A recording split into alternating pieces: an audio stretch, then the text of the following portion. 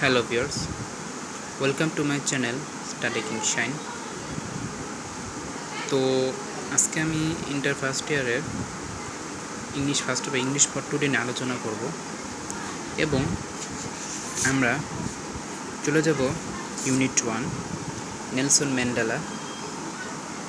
তো আমরা পড়ছি Johannesburg's Nelson Mandela guided South Africa from the shackles of apartheid to a multiracial democracy. As an icon of peace and reconciliation who came to embody the struggle for justice around the world.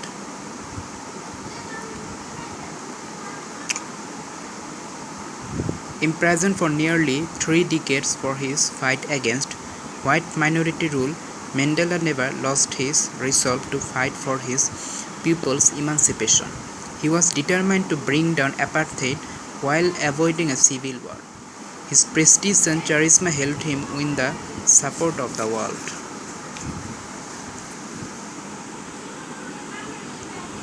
I hate race discrimination most instantly, and in all manifestation I have fought all during my life. I will fight it now, and I will do so until the end of my days. Mandela said in his acceptance speech on becoming South Africa's first black president in 1994. The time for the healing of the wounds has come. The moment to bridge the chasms that divide us has come. We have at last achieved our political emancipation in 1993. Mandela was awarded the Nobel Peace Prize, an honor he shared with A.W. de Klerk, the white African leader who had freed him from prison 3 years earlier and negotiated in the end of apartheid. Mandela went on to play a prominent role on the world stage as an advocate of human dignity in the face of challenges, ranging from political repression to AIDS. He formally left public life in June 2004 before his 86th birthday, telling his adoring countrymen, "Don't call me, I'll call you." But he remained one of the world's most revered public figures, combining celebrity sparkle with an unwavering message of freedom, respect, and human rights. He is at the epicenter of our time. Ours is South Africa, yours whatever you are. Nadine Gordimer, the South African writer, Nobel laureate for literature, once 25 marked. The years Mandela spent behind bars made him the world's most celebrated political prisoner and a leader of mythic stature for millions of black South Africans and other oppressed people far beyond his country's borders. Charged with capital offences in the 1963 Rivonia trial, his statement from the 30 dock was his spotted testimony. "During my lifetime, I have dedicated myself to this struggle of the African people. I have fought against white domination, and I have fought against black domination. I have cherished the ideal of a democratic and free society in which all persons live together in harmony with equal opportunities," he told the court. "It is an ideal I have to live for and to achieve. But if needs be, it is an ideal for which I am prepared to die." Friends adored Mandela and fondly called him Madiba, the clan name by which he was known. People lauded his humanity, kindness, and dignity.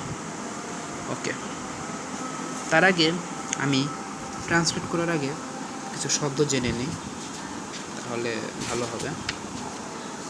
যেমন দেখো, negotiated সমঝোতা, repression অত্যাচার, অ্যাডোরিং প্রিয়, রিভার্ড সম্মানিত, combining সমন্বয়, ইপিসেন্টার কেন্দ্রবিন্দু, laureate বিজয়ী, mythic পৌরাণিক, ডগ কাঠগড়া, টেস্টিমনি প্রমাণ, চেরিস লালন করা, ক্ল্যান গোত্র, ল্যান্ডিয়া উচ্চ প্রশংসা, ক্যাপিটাল অফেন্সেস সর্বোচ্চ অপরাধ, বিহাইন্ড বার্স কারাগার, আইসোলেটেড বিভক্ত পেনাল অংশ, টিউবারকিলোস যক্ষা, টু প্রতি, অফ এয়ার, রিমেইন থাকা, টল ক্ষতি করেছিল। বা চলো আমরা আরও বেশ কিছু অর্থ জানি।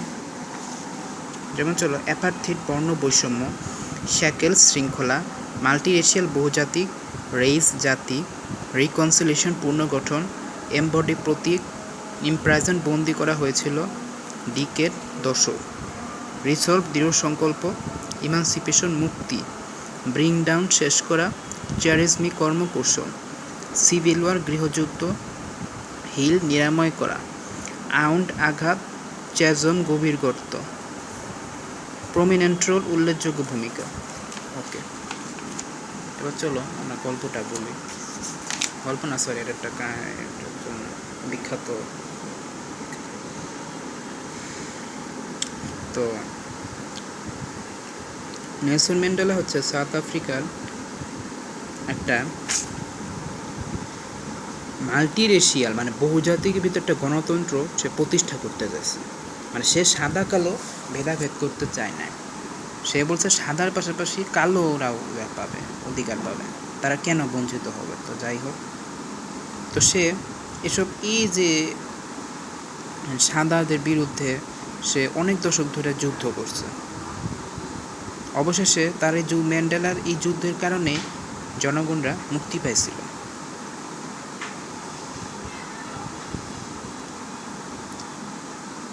এবং একটা গৃহযুদ্ধ সে শুরু হয়েছিল এই কালো আর সাদার মধ্যে। সে সবসময় বিশ্বকে জিততে সবসময় সাহায্য করেছে।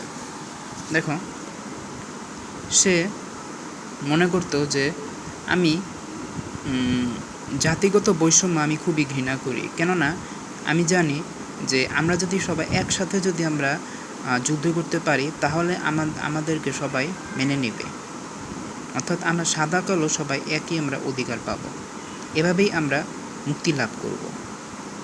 তারপর দেখো যে সে হচ্ছে রাজনীতির ভিতরে সবসময় একজন অগ্রাসী মনোভাব পোষণ করেছে এবং অগ্রাসী ভূমিকা পালন করছে।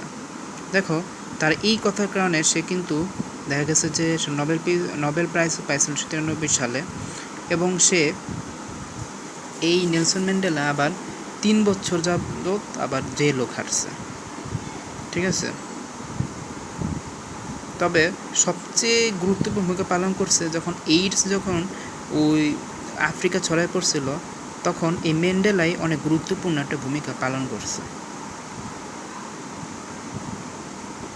এরপর দেখো যে এরপরে তারা অনেক কিছুই বলছে ম্যান্ডেলাকে নিয়ে, যেমন তারকে কেন্দ্রবিন্দু বলছে আফ্রিকার, কেননা সে যদি আফ্রিকায় নাই আসতো তাহলে আজকে কালোরা এতটা অধিকার পাইতো না।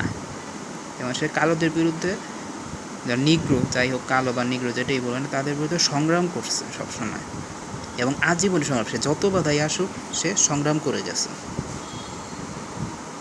ঠিক আছে, এরপরে দেখো যে অনেক লেখকরা এটা লিখছে এবং সেটাও বলছে যে আমাকে অনেকভাবে আঘাত করা হবে এবং আমাকে অনেক কিছুই বলা হয়েছে, যার কারণে তবে আমি মরতে রাজি আছি, কিন্তু আমি এই কালোদের উপর অত্যাচার করতে দিব না। এতে আমি আমার সর্বোচ্চ যুদ্ধ চালিয়ে যাব, দরকার হলে আমি জেলে থেকেও বসেও আমি এই জিনিস আমার এই কার্যক্রম চালিয়ে যাব। ঠিক আছে, তখনই তারা এই ম্যান্ডেলাকে আদর করে মাদিবা নামে একটা গোত্র বানালো, যার কারণে এখন মানুষ তার এই যে মানবিকতা এবং দয়াময় এবং আরও দয়াময় বা মায়াবী যে ক্ষমতাগুলি দেখছিল, তার এটির কারণে কিন্তু মানুষের কাছে ম্যান্ডেলা সবসময় আফ্রিকার মানুষের কাছে বিশেষ করে স্মরণীয় হয়ে থাকবে। তো এই ছিল আজকের ঘটনা। ঠিক আছে, তো আজকে এ পর্যন্তই। আগামী ক্লাসে অন্য কিছু আলোচনা হবে।